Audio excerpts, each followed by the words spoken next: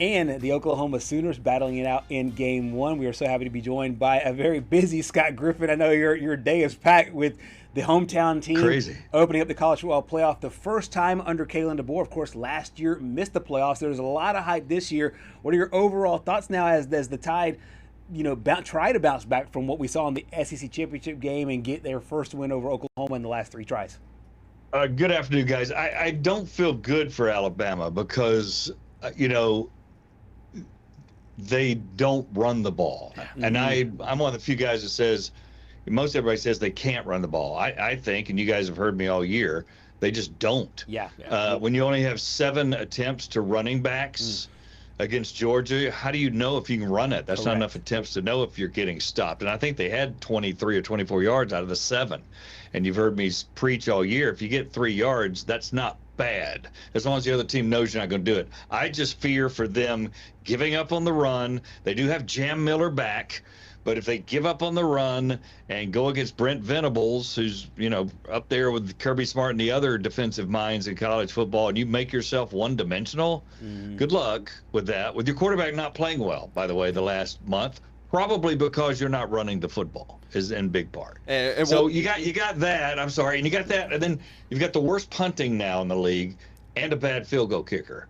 Right. That's not a great recipe to beat Oklahoma in a place they've lost 10 times in 26 years. So I think they got to play very well to advance. So we'll talk about a little bit of the run game more here in a second, because Oklahoma, I feel like their defense is just that's their priority, is to stop the run, and then having R. Mason Thomas back for this game probably won't help that. But when you look at the Alabama side, it feels like the continuity on offense has been hindering Ty Simpson's performance here a little bit. How much of an impact is getting Josh Cuevas back going to be for the Tide tonight? I think it helps because if they bring a lot of different blitz packages and pressure schemes, which I think they will, obviously the tight end normally is in a shorter route pattern and a route tree normally, although he gets down the field pretty good. So I think it's very good. I think he kind of became a safety blanket for Ty Simpson. I think he finished with 30 catches on the year or close to that. And I bet 20 of them, if we looked at it, came in the last half of the year. There it is, 30. I guessed it right on the mark there. But I would bet 20 of those came in the last 5 games, 6 games maybe. So him being back really helps as well. But, you got these guys back. Hopefully Parker Brailsford is healthy at center and different things. But man, if you can't run, it doesn't matter if you have the greatest wide receiver. And look, they've got 3 great wide receivers. Yeah. But what does that matter? Because they haven't been a great pass blocking team. They say they are not a good run blocking team. So I'm kind of wondering, it's kind of like Nick Saban said in the old video. What can you do? We're trying to find something you can do, right? So if you can't pass block and run block well, you got problems. Exactly, and trying to hang your hat on something, and they're trying to hang their hat through the passing game. There are 2 tight ends, and Cuevas and Danny Lewis Jr. that were the topic of discussion for head coach Kalen DeBoer. Experience, athleticism, just consistent in everything. Knows his assignment. He's been in the system now 3 years, and so he can kind of do it all. He's comfortable in the box, on the line, flexed out, all the little things that we really utilize our tight ends for. He's just extremely comfortable doing it. Yeah, both of them will be available.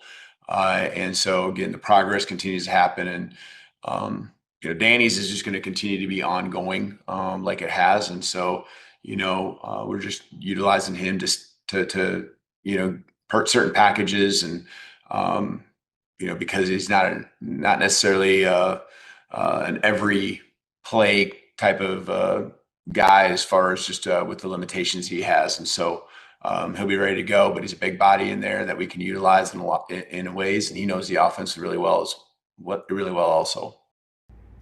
Scott, who would be your X factor for the Tide this game in order to get a win?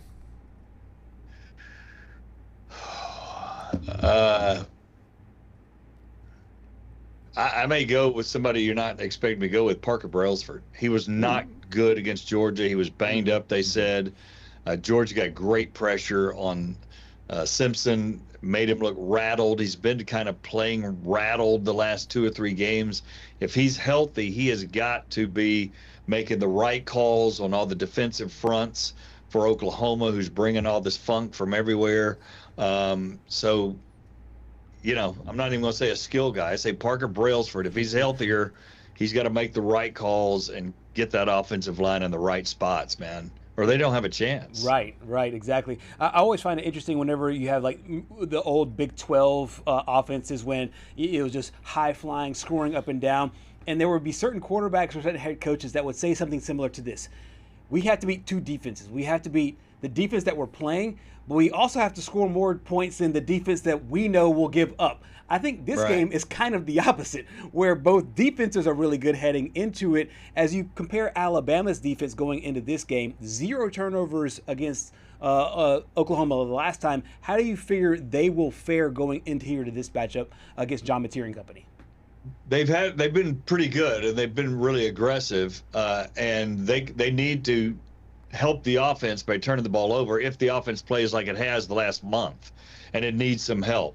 And that's probably going to be the key. It sounds, you know, old-fashioned and cliche-ish to say, you know, turnovers will be key, but it usually is in a competitive playoff type game and format. So who's cleaner on the offensive line, and then what defense can possibly try to punch the ball out and do different things like that? So, you know, I don't think this game's going to be higher than the 20s apiece. It might even be in the teens. Right. Who does that favor? I don't know. To your point, those defenses are really good, Gerhard. So, you know, the one that makes the least turnovers, I guess, keeps it clean. Yeah, and that's crazy. That's the way Alabama played early in the year. Scott, something that I know that you've heard and seen, I've heard and seen over the last almost month or so, ever since this Penn State job opened up. For some reason, Kalen DeBoer's name will not leave the headlines from talking heads on national in TV, whether it's in print, in our space. Do you believe any of this noise now that Michigan continues to be in the headlines? I think I saw it on PTI the other day that they were talking about it. And what is your overall take of where Coach Kalen DeBoer is heading into this matchup? I think if he wins, it's a moot point. I think if he loses, I think it's, you know, I don't know if it's 50-50, but it might be 35-65, 40-60 that he'll listen. And when they say they're not talking to other teams, well, of course they're not. Their agents are. Their representatives are. Obviously, any coach is going to listen to somebody that makes an offer. And if he loses, I would bet Michigan contacts their representatives and sees what's going on with that. This is a huge game, for far bigger ramifications in advancing in the college football playoffs. It's big for Venables to further what he's doing after a tough year or so, and then doing well this year. Huge for DeBoer because, you know, he kind of ended the season on a down note again. He's 4-4 after November 1st in 2 years at Alabama, almost 3-5. So he needs some big wins here late in the year, and then now this Michigan thing hanging over him. So this game's got some important things dangling from it, you know? Do you think this is all just a Jimmy Sexton deal with all of this noise and everything? No, I don't think he's trying to get him more money. And I've heard that, like you guys, I'm sure have, that Alabama's working on a new deal for him. And I'm thinking, why? Right. A new deal for a guy that went 9-4 and might have a 4th loss here? Does that get you a new deal when you're already in the top 5 in America and getting paid? So I don't know about that. Normally, yes, Patrick, that would be the case. Yeah. But I think it might be more so Michigan wanting to get a clean, good coach, one of the top names, obviously, and a guy that played against him in the championship game a couple of years ago. So I think there's definite interest on Michigan's part. There's more interest on DeBoer's part if they lose than what your point was, Gerhard, Penn State. That was all one-sided. Right. But Michigan's a different animal, as we all know. Yeah, it should be a really interesting thing to follow. Scott, I know you're very, very busy going into it. By the way, quick thing, do you have a prediction?